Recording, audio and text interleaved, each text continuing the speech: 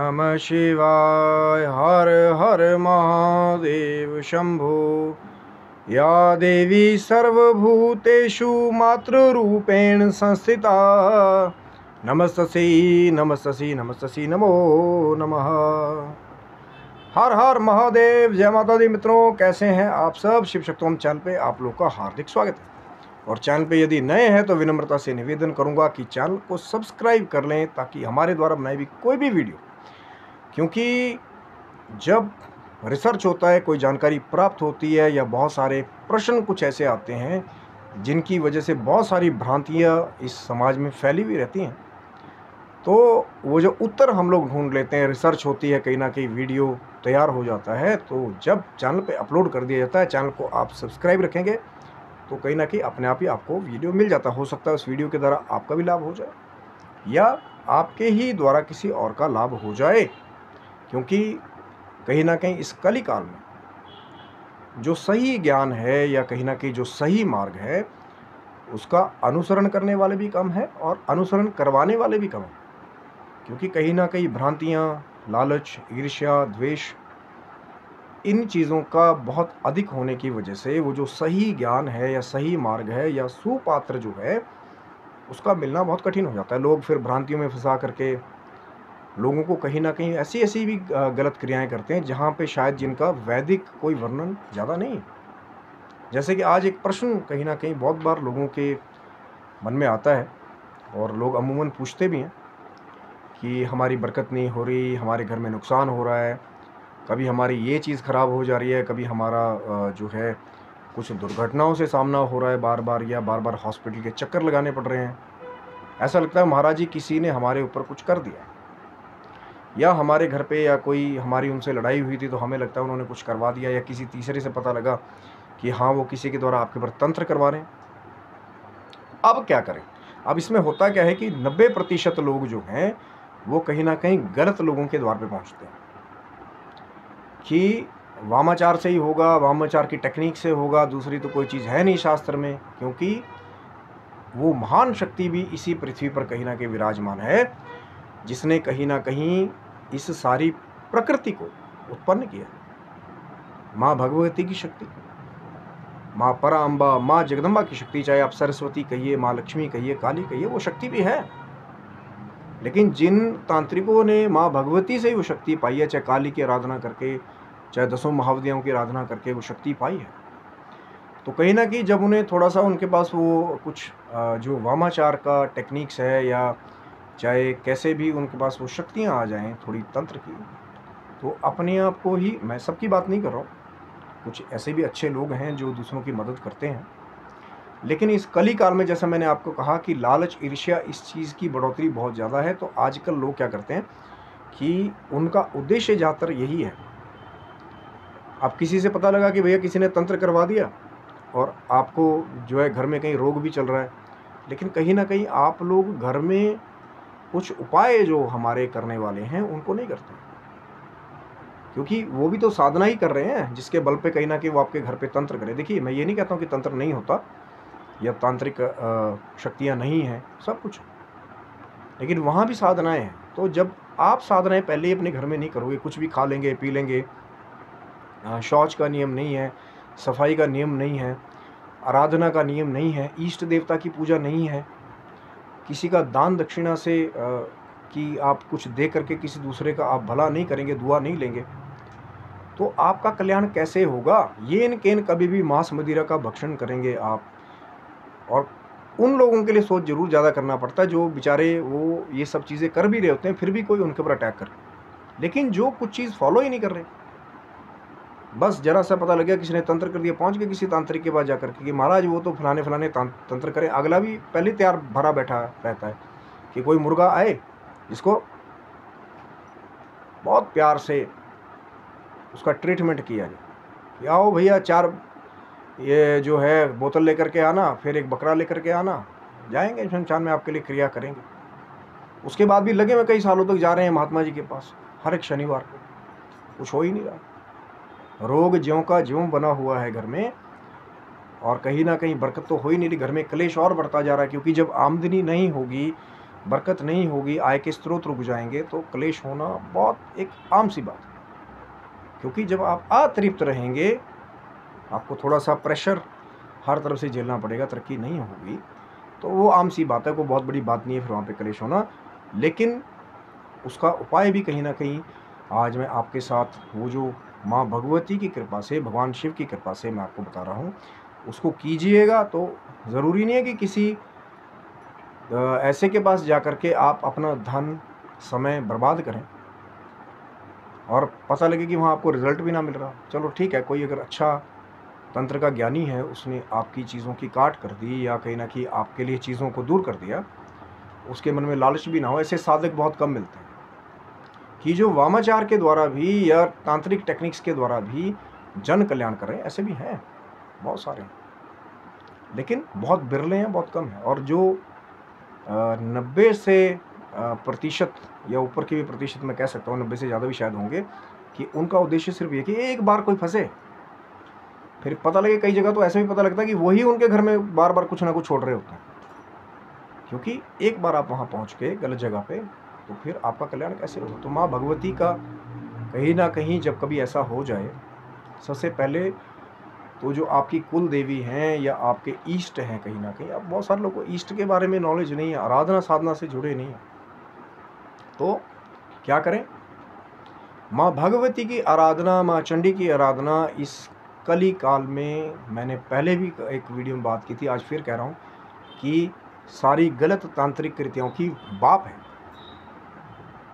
इस कली काल में। वो जो माँ चंडी का स्वरूप है, माँ ने वो रूप ही बनाया हुआ शरारती तत्वों के लिए। लोग पता नहीं क्यों लगे रहते हैं, माँ का रूप बड़ा कुरूप है, माँ का बड़ा भयानक रूप है, माँ काली की मूर्ति घर में मत रखो। पहले बहुत बड़ा डिस्कशंस हुई हैं शिव शक्तम चैनल पे, वो भी वीडियोज़ हैं, आप देख सकते हैं। लेकिन माँ ने ये जो रूप धरा विकराल, ये अपने बच्चों के लिए धरा है।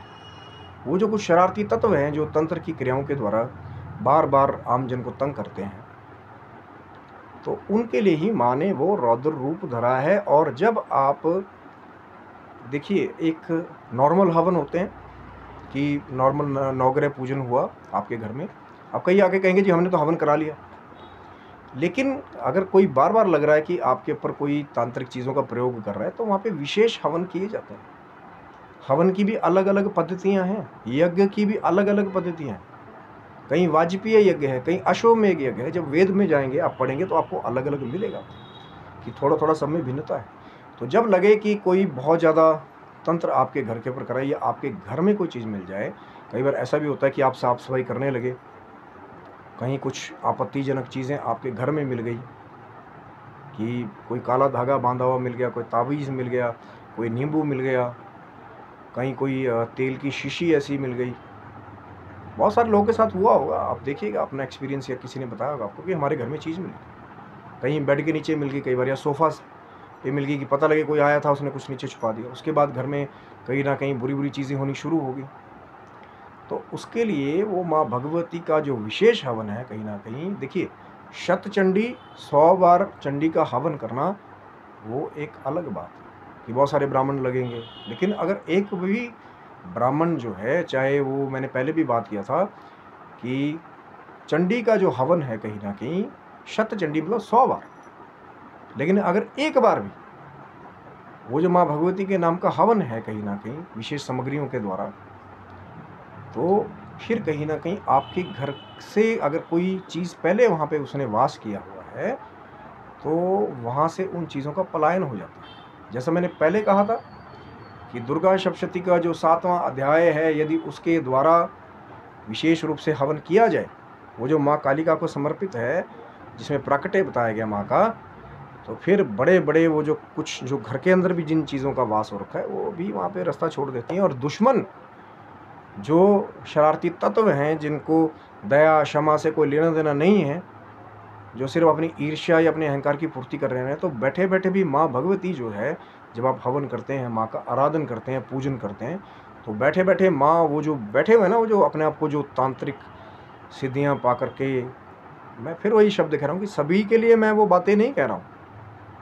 कुछ एक ऐसे हैं शरारती तत्व चंद, जो कुछ शक्तियाँ प्राप्त करके, जिनसे प्राप्त की, माँ के नाम की शक्तियाँ प्राप्त की, और वही माँ भगवती की शक्तियों को अभिचार कर्मों के लिए यूज़ करते हैं, मारन मोहन वशीकरण उचाटन ऐसी चीज़ों के लिए यूज़ करते हैं। लेकिन माँ भगवती का भी जब भाव से, समर्पण से फिर पूजन किया जाता है, माँ को अरदास लगाई जाती है कि माँ बहुत आपके भक्तों के ऊपर गलत इसका प्रयोग हो रहा है।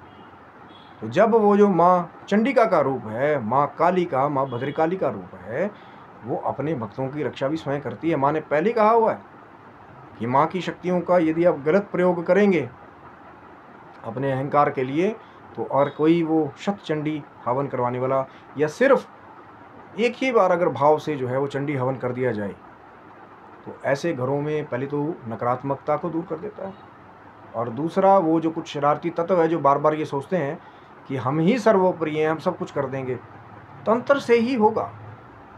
तो तंत्र की भी माँ और बाप तो माँ भगवती है, जहाँ से तंत्र की शक्तियाँ पाई है। भगवान शिव और माँ जगदम्बा के बीच का संवाद है, तंत्र शास्त्र बन गया। उसको पढ़ करके आप उन शक्तियों को हासिल करके, माँ की साधना करके, चाहे आराधना करके या वो अघोर साधना करके, आप ये सोचेंगे कि आप निर्दोषों का दोष करेंगे।